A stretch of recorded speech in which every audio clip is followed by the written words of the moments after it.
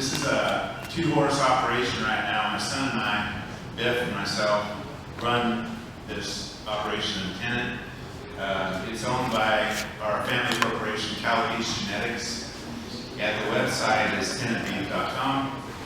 And if you feel inclined, please go to the website. It has a lot of information on it. I gave Ryan some handouts, and they're out. They're out there. Yeah, there's scan information on there that was put in there to help you get to the website and make some decisions and things like that. And to start this, I have to back up quite a little bit. And Tenet actually started with the discovery of another gene called Calabesh. And that happened way back in 1989. It actually started a little bit around 1986. After graduate school, my wife and I went to our family farms and ranches in eastern Oregon, where we had cattle, hogs, sheep, and acreage. Grew all sorts of crops and things. I was in the family management there for 12 years, and we didn't have TV for one thing, so I did a lot more reading than I do now. But this all started actually with a Oklahoma sheep carcass contest that I saw in 1986, where a family from Piedmont, Oklahoma, repeatedly won the contest, carcass contest. Now, in Texas and Oklahoma, your carcass contests are a big deal, and they get quite a lot of money for those carcass contests. It's way different than goes on in the Pacific Northwest. We have nothing like those, and so we enjoy looking at the results and things. Well, this family won the carcass contest in Oklahoma 3 years running, and their ribeyes of those lambs were over 3 square inches. Normal ribeye of a lamb is about 1 square inch. I made some contacts with the outfit in the ranch in Oklahoma, and it was a lot of people thought they were shooting hormones into their animals. He swore, Mr. Muffet swore that he was not, and so I was interested in it. When WSU came to me in 1989 and tried to, recruited me to be a faculty member at Washington State University. I went to graduate school there, and I've always been a little bit out of the box and thinking things, and I did a few things in graduate school that they admired. And then when I went back to the ranch in Oregon, we won the Conservation Award for the nation in soil and water conservation, for one thing, because of projects I put in place at the ranch. So I had some things going on, and WSU really admired them and asked me to come out of private and come back into the university. And I did. And I developed a team at WSU. There were 3 or 4 of us, and I was the principal investigator. Utah State University at Logan was my genetics group. The U.S. Sheep Experiment Station at Boise, Idaho was also involved, in Wyoming, University of Wyoming, and of course, University of Idaho. Idaho and WSU are 8 miles apart, so basically whenever we do stuff at Idaho or WSU, we try to include the other university. And this is why we were looking at it. You can see in the plus almost 4 inches of ribeye on the upper left-hand picture of that particular carcass. This carcass set, the animals were exactly the same weight, same life weight. And you can see the difference in the heavy muscle sheep or the Calabesh sheep. the shoulder area is a stark difference. That's always been a bugger in the sheep industry they chop that up and wind it and all sorts of stuff. But you can see that it's a going concern in the cowpeas and a lot less fat. There's 30% more meat per animal in the same carcass weight. And so that started some study there. This is the ram that had the anomaly. He was a very good ram. He was a show ram. And we discovered that it was not just a mutation, but it was actually a gene.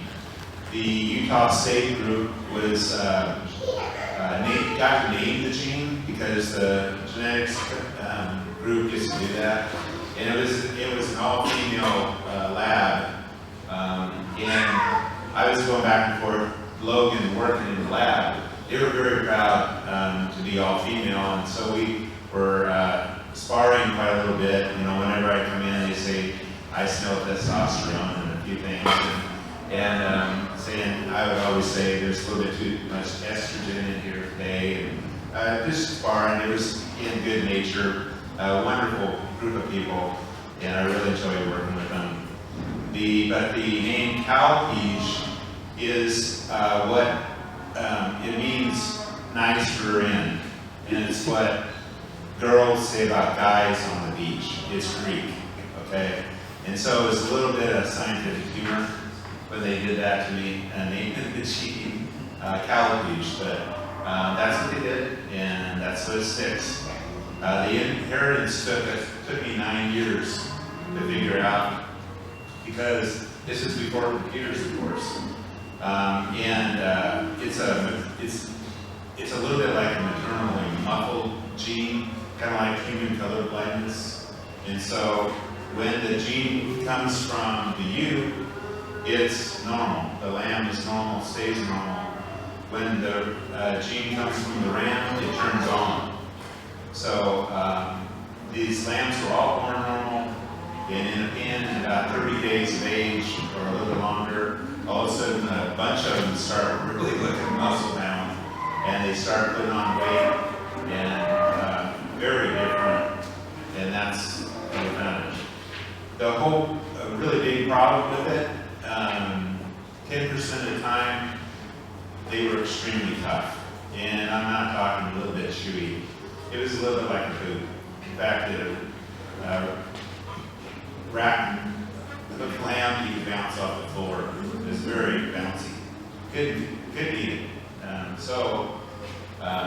Much to my dismay, but it would really depress me that the U.S. sheep industry went to the top of the university, had meetings with the president, he called me in, and I did not mean to hurt the sheep industry, and I was asked to stop the research. So I did in 1999.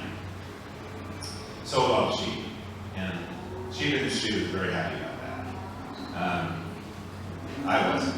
But I handed off the research to two scientists that I got to know, one at Stanford and one at MIT, and they were working with earthworms.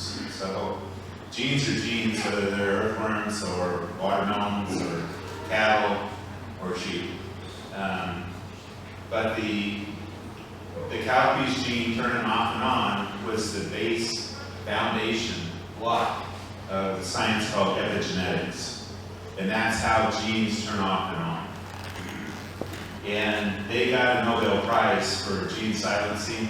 They included me in the write-up for being the cowpeas guy, not the Tenet guy, but the cowpeas guy in this instance, which is really humbling because basically all the new treatments for cancer are gene silencing, and they're all connected to cowpeas.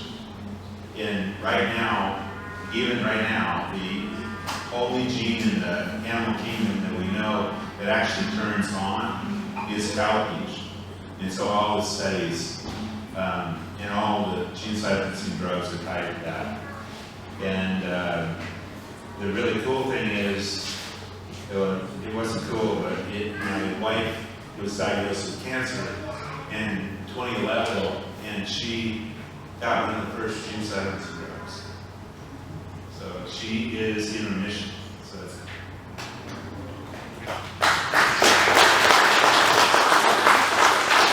But because of that situation with toughness, we started looking into beef because why not?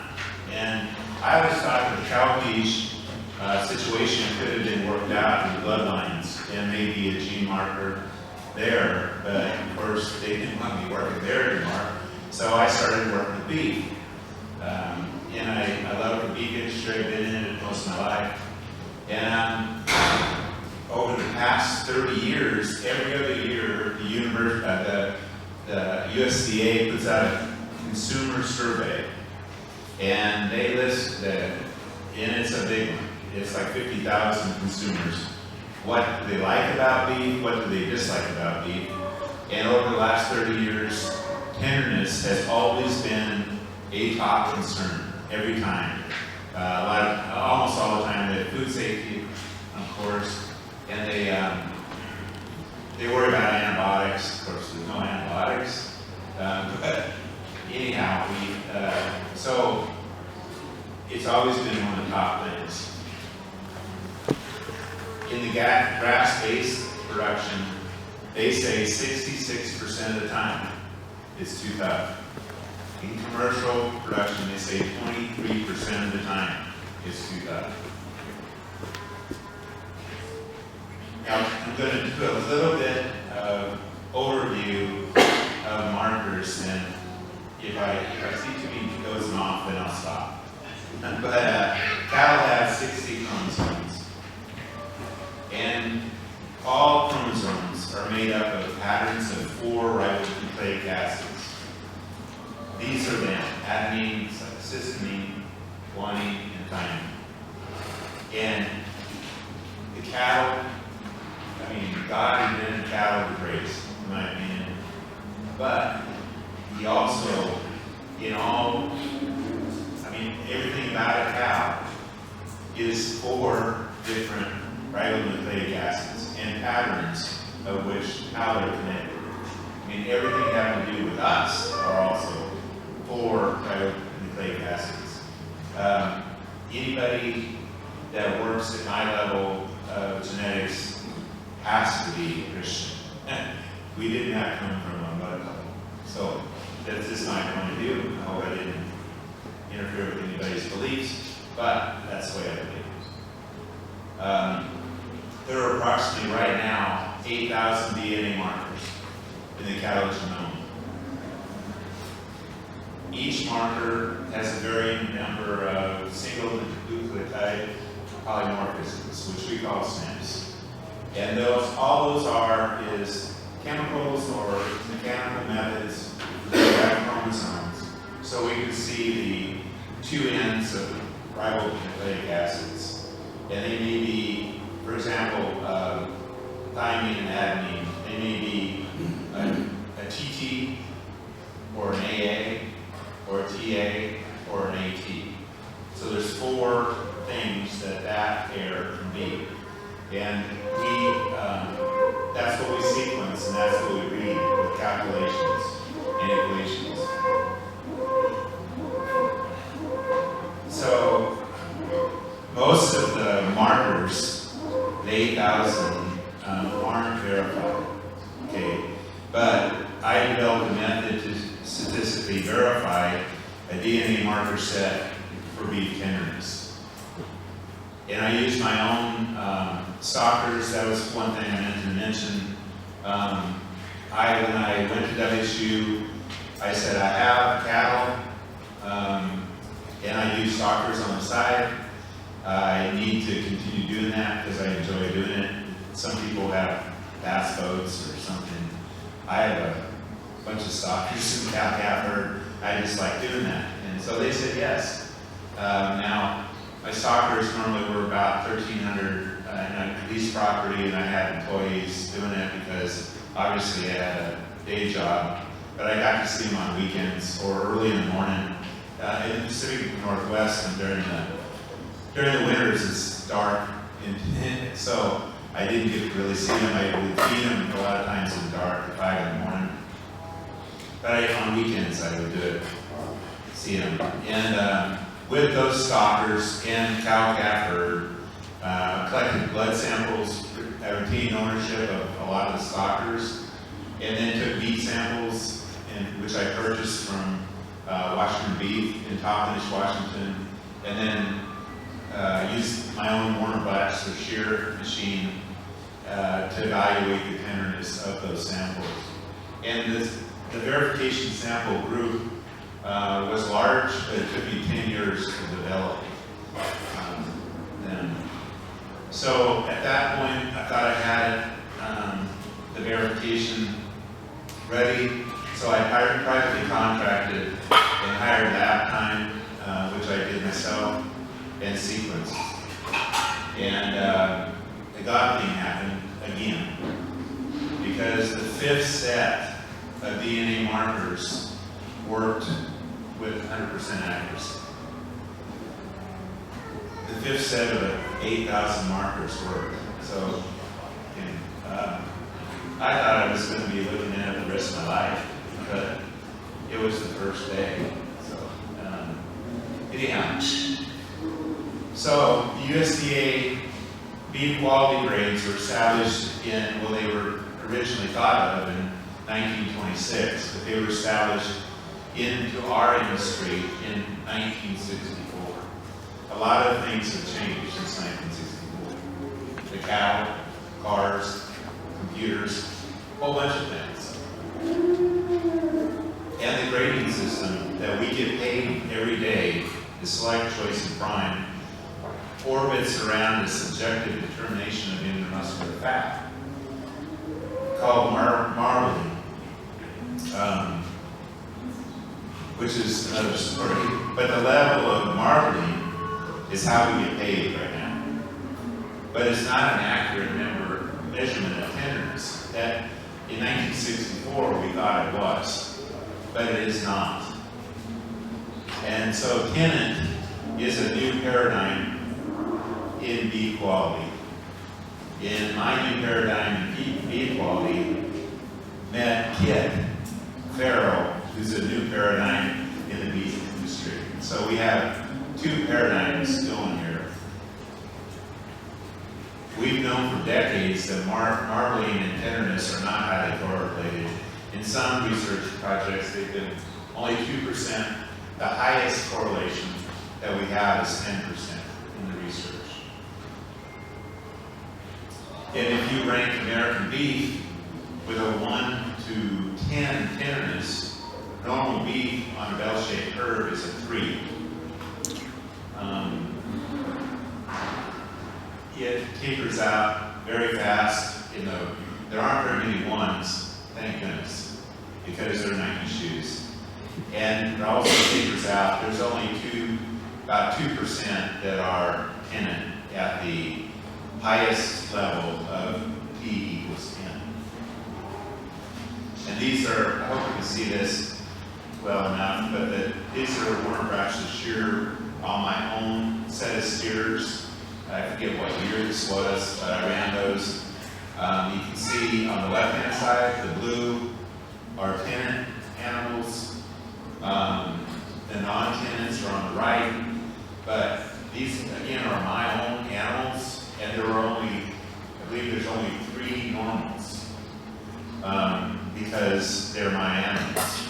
And I had just purchased those cows that were bred to a different bull, and so there's 3. The top 3 on the red are the normal animals. The other group, a little bit less tough, more tender, are all what we call them mid-tens. They're halfway to Tenet. So they, on a T scale, they'd be 6, 7, 8. And though they're my animals, I know they are. That's what they are. But, so there's a significant difference between the 3 up on top and the mid-tens. The lower group, that's a highly significant difference. And there's a highly significant difference between the mid-10 group and the Tenet, the blue group, but there's a double significant difference between the non-Tenet on the right-hand side, those three up above, and then the Tenets. You can see that it's a huge difference in the fracture shear numbers. So we started Tenet in February of 2024. We haven't been around very long. And the first thing I did, I tried to I was struggling for relevance, because only 2% of the American cattle herd is Tenet. How in the heck do you get going, So I asked to check 3 global AI companies and was given permission to check their bulls, the catalogs. And we did find a few certified Tenet bulls in each catalog. Like there were 5 in one, there were 3 in another, and I think 4 in another. We tried to make agreements with the catalogs. They were very interested in the situation, but it was so few. They believed there'd be too much focus on too few bulls. If you have for instance, bull A, Black Angus, is a Tenet bull, and CD all the way, the other 20 are not Tenet. They felt that the one Tenet bull would draw too much away from the other bulls, and they are cooperatives, so they had companies and co-ops, and they just did not want to get involved with this, which was I didn't know they were going to do that, but I understand it too. So I forget exactly how this happened, but I got a newsletter from Pharo Cattle Company. And I noticed that Kit in the Pharo Cattle Company had some of the same ideas and beliefs that I do.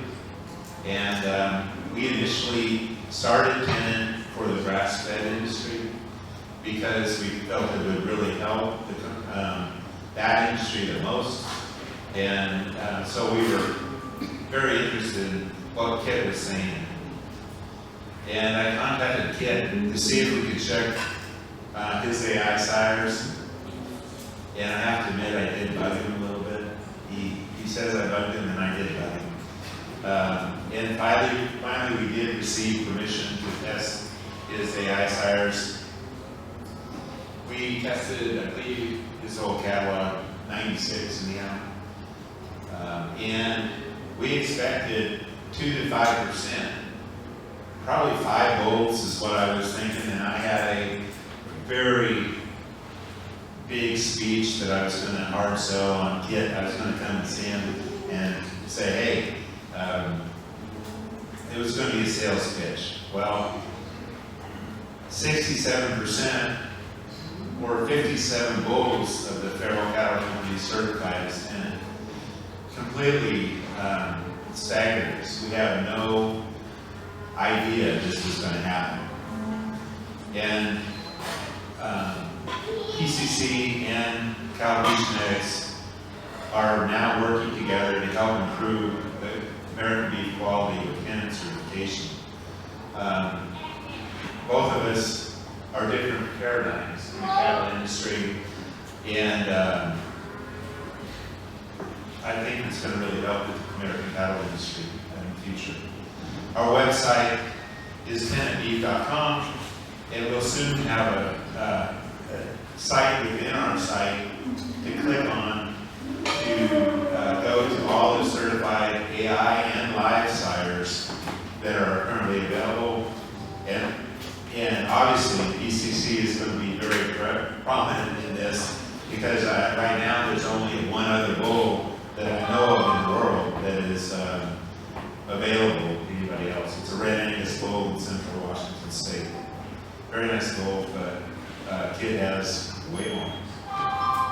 And he has some nice bulls out there too. The website will soon have a site for marketing certified Tenet females and market animals, because we have really move forward with this. We are now needing market animals. We need you to produce those because there are companies wanting the beef. So some common questions with Tenet that I get every day. And I'm going to try to go through these, and I'm sure you have some additional. But is Tenet the same as Neogen's markers, American Angus Association, Zoetis, and some others? The answer is no, because they all use the leptin DNA marker set that was patented in the 1990s. I know the scientist that patented it. He's a friend. This was designed to rank tenderness using this 2 or 3 markers, actually 3 or 4, but unfortunately it's not very accurate. At times it's only 30% accurate. And that causes some problems because we have seen several times where a bull using leptin is ranked as a T10, or actually the bulls ended up being a T1. And very prominent bulls in the Black Angus Association have had that problem. And so they've kind of tried to backpedal on it quite a bit because it is not very accurate. The Tenet marker set is a yes or no. It's 100% accurate. In Ancestry.com, for example, in humans, it would be like, do you have hairy knuckles or not? It's a yes or a no. I cannot rank with it accurately, and I don't plan to in the future. I wish I could, actually. What's the heritability of Tenet? It's a moderate or highly heritable trait. Normal cattle will be Tenet in 2 generations. If you retain your heifers from a Tenet bull that you get from Kit Pharo, those will be mid-tens, basically. And then if you get another bull from Kit next year, you can use it, and you will be Tenet in 2 generations, or a very high percentage. And you need to continue using certified Tenet bulls because you can back up on that. And I found out the hard way on this. A couple of my Tenet cows visited the neighborhood bull, and they dropped right back to the T4 in 1 generation, which is not a good deal, but happens. So, what's the financial benefit of a certified Tenet? Now, we did a seminar up in Washington State in 2013. We invited some very high-level ag economics people from around the nation to come. They told us at that time that they were being certified Tenet or tender animals worth $400. I contacted them about 6 months ago, and all of them said that it was at least $800 per carcass animal, and going up, because we have all known how the cattle prices have gone up. We have a branded product coming. It is being worked on. We want your animals. We need your animals. We need to get to 20,000 animals as fast as possible. There are 4 companies that want to buy beef right now. We need you to buy these bulls out here and put some perfume on them so that every one of your calves is to be Tenet, because there's a market. Are there populations or groups or breeds that are higher in Tenet than others? We have seen, yes, of course, the Pharo cattle company has a lot, approaching 75%. And we've seen some advantages in the Red Angus and South Bull cattle. I think, this is just my theory, that Red Angus is a fairly new breed.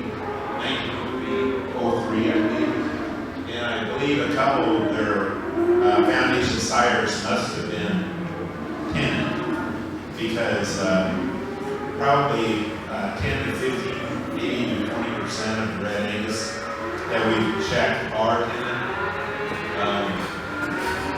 South Pole also has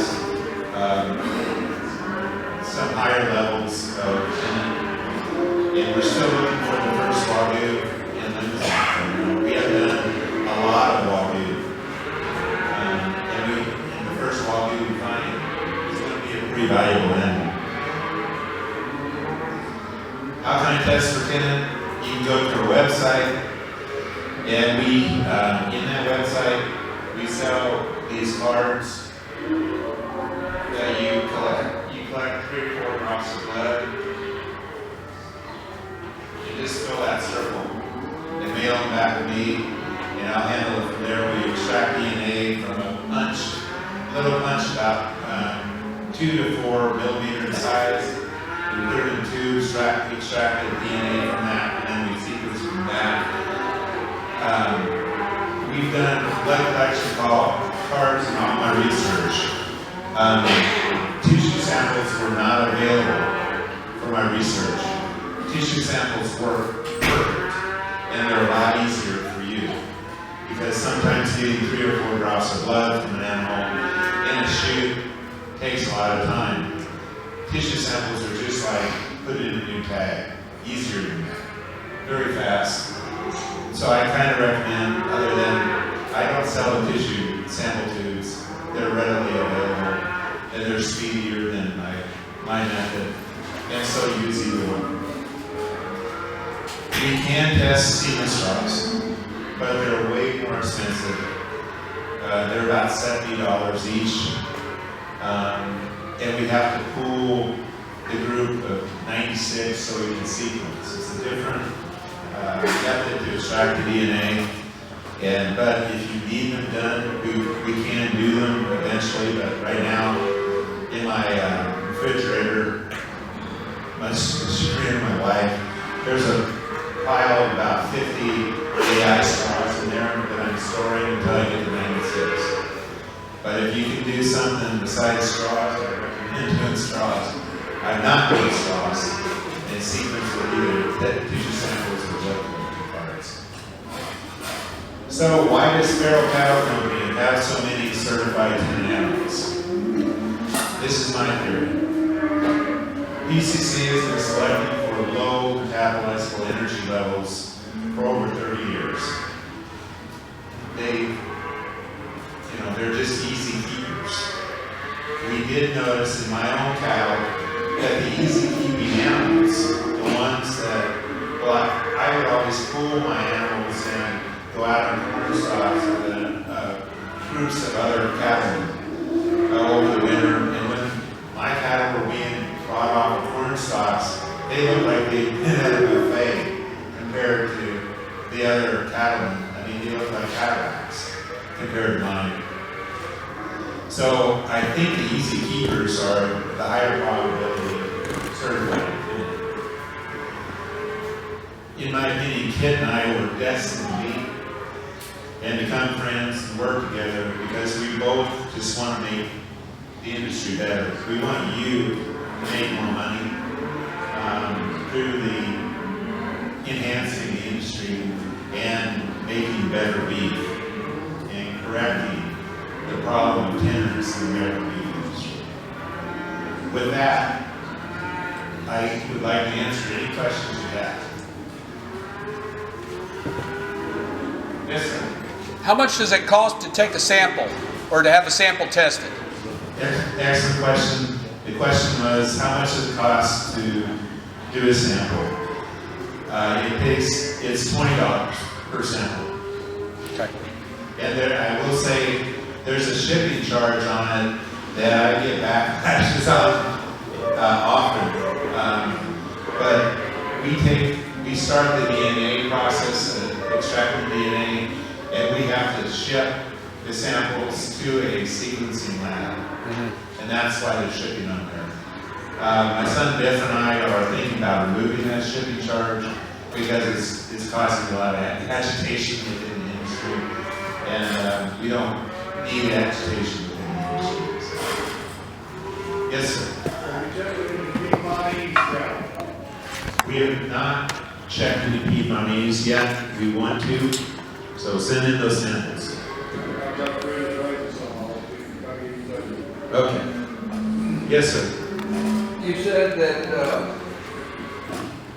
a Tenet bull would have second generation offspring would be Tenet. Yeah, the way that goes is a Tenet bred to a normal cow that's a 3 would move those offspring up into a mid-10 is what we call it, probably 6, 7, 8 range. Then if you retain those heifers, breed it back to a Tenet bull, those would, vast majority of them would move up into Tenet themselves. Then you have to stay with Tenet certified bulls to keep those there. Right. You also said that you were looking for more Tenet cows. Yes, sir. So if we were to test our cowbirds and it tested positive for Tenet, are y'all interested in purchasing those to produce more Tenet livestock, or do you just need to know, identify where they're at so that some type of mating can occur? No, a branded product is being developed right now. The question was, am I interested in Tenet calves? Excuse me. We are interested in those. We will have on the website ability to you put in where the calves are, and depending on regionally where you are, there's going to be different branded products at different sites with different companies, and we're going to pass that along to our branded product people. We also will tell them, producers that have a high level of Tenet animals, so that they can go out and try to recruit you, because we really want those calves.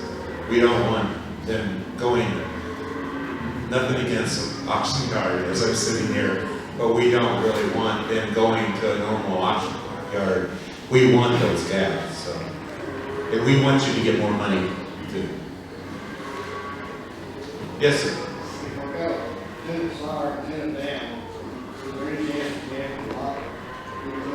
Not that we've seen. The question was, if you have a Tenet sire and a Tenet dam, are they going to be Tenet? And we have seen only that they are Tenet right now. Yes, sir. Do you have any word on the missing samples? What? Do you have any word on the missing samples? You need beef samples?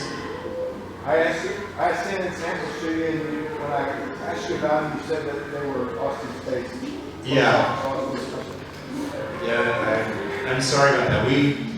His question is, did I find my samples? Yes, we did. We lost, we mail out samples and we lost the box.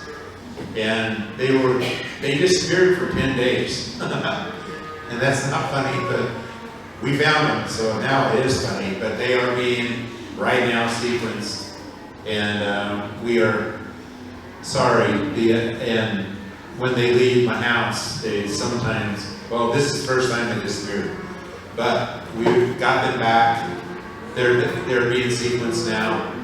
That data, they say will be to you around before the 10th. So we found it. Yes. Yeah, we have self-direct to consumer. Do you have a marketing program that can help us explain that to our consumers, our buyers, and help us build that up?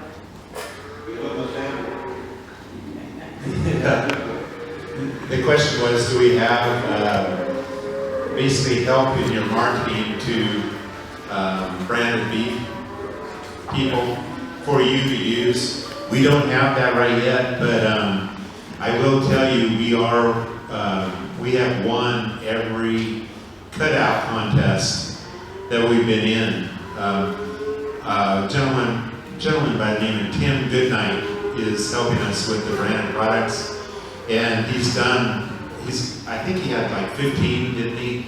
Tenet, I don't know how many he had. Okay, but he's taken what he has to cut out, and he's won fantastically. So all I can say is do a cutout for him. Give him some samples. I wish I had a whole herd to give you samples, but I really don't. I don't believe by samples, you have brochures that help, that can teach our customers about the tenant, about that, so that they see that symbol up there, they know what they are. Yeah, you can take a trifold that we have out there, and you have my permission to duplicate it. And that's what it is for. And it'll get around eventually, but you're right, we're not very well known. We just started in February of 2024. Yes, sir. Superior recognizing the tenant need, like I said, like if I was to take my family to Superior Livestock, are they recognizing that as a branded program? The question is Superior Livestock or marketing recognizing Tenet as a branded product now or a product now? They are not, to my knowledge. We are turning heads every day. I love skeptics because when they find out about it, it's like a light bulb goes on and they're a big sales person for it. So we're just not there yet. We're new. And then I saw on the scale you had of your own cattle, the tenant animals down here below the 20. Yes. But it says in the book that I feel tenant score is 25. So can you explain that a little bit? Yeah, our Warner Rasher shear results. Well, USDA just last year changed their protocols for Warner Rasher shear, and these were the old protocols. The old protocols where you took a sample and you put it in the freezer, and then whenever you got around a Warner Rasher shear, you did it. Now the USDA says that they have to be aged at refrigerated for I believe it's 21 days, then frozen, and then Warner Rasher shear used. That number helps Tenet. It differentiates us more. And I did thousands of Warner Rasher shears, so that one group is. Well, Ryan Shea, I gave him the numbers, and he made that shear force thing for me to show you. So there is some variation in some of them, but there's going to be, with the new protocols, it will be different numbers for sure. Yes, sir. Other than easy keeping crowd, have you found any other characteristics like docility or anything that has anything to do with relationship with tenants? Yeah, the question was, other than easy keeping, are there any other characteristics that we've seen that are prevalent in the tenant? Not really. I know that all of my tenant animals were very docile, and the ones the property producers that we have in Central Washington, all of theirs are very docile. But that's all my bloodline, and if there's any high-headedness at all, I pass them to the neighbor. I can't stand that. I don't want to be made a grease spot, so I just got it. What's in the example about how long does it take to get results? Okay, the question is, when you send in samples, how long does it take to get the results back? So we have to send in groups of 384. Okay. So when I get a group of 384, they immediately go to the sequencer. When they hit the sequencer, they say between 2 and 4 weeks. That's what they say. But the last groups because of some control data that I put in. There's a couple SNPs that weren't being used, and so we put in some controls in there so that if those controls hit perfectly, we know everything's accurate. And so these last groups have been coming out in 10 days. And so it's speeding up because of some, them getting used to me and me getting used to them. Now, I will say that there was when the cold weather hit in February across the nation, there were 10 days when we didn't get any samples whatsoever because you could not get out and take the samples. Most days we get 50, 60 to 200 at my doorstep. And right now we're sending out boxes, I say weekly. The way they're coming in and as many cards as we're selling, I think every other day a box will soon be going out, but before the end of 2025, I'll probably be sending out a box every other day. Does the DNA that's on the suit, but the age of the animal has no effect in testing? Yeah, the question is, does the age of the animal matter at all? It does not. DNA of a newborn animal stays the same until the animal passes. And so, anytime you do a DNA test, it's the same. From the website, it said something about you couldn't say that the animal was city certified, as I understood it. Is there some other thing you gotta do to be able to claim your herd as just Tenet certified? No, there's nothing else that you can do to get certified. Just all your animals have to be checked. And we keep track of all those animals. We've got a spreadsheet on each one of you. Once you do that, and that goes out to the branded beef people, they'll, so there was a question. Yes. So I've got access to a herd that's 40 to 50 head that's had Pharo genetic bullet on it for since 2012, without knowing whether any of them will test positive or not for Tenet.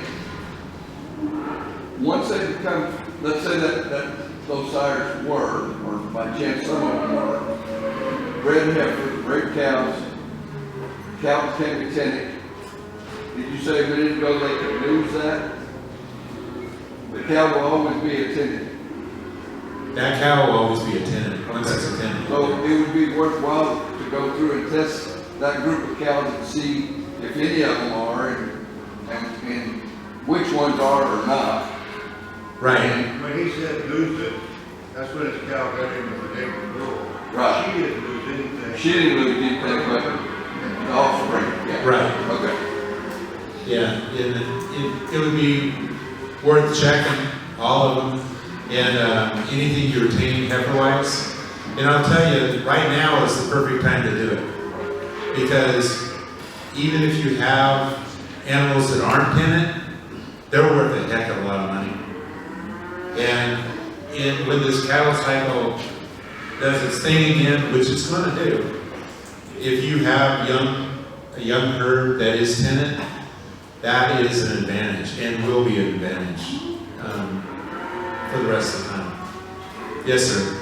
You used the numbers like T1 to T10 to grade it, if I understood the same right, and then normal was like T3, and then Tenet was T10, and then you said something about maybe like the first generation would be considered maybe a T5 or 6.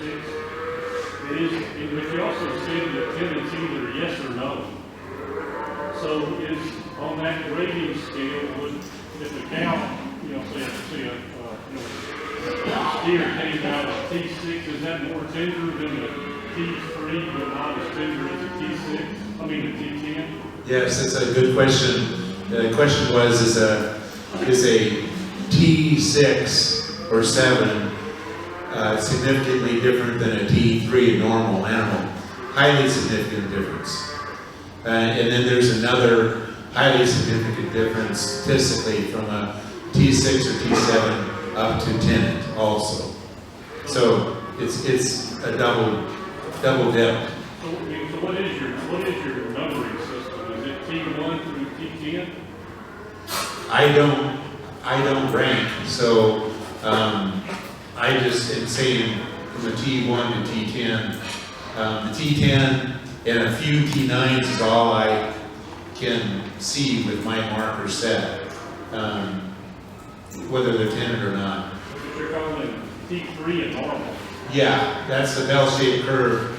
In the industry, if you do work, racks are sheared on thousands of animals, that's what you'll see. And all the research.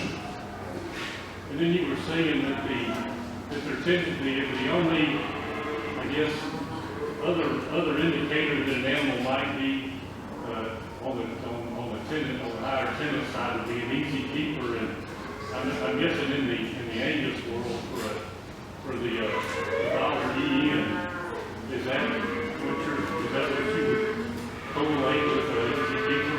Well, I'm not really, yeah. No, when he says easy keeper,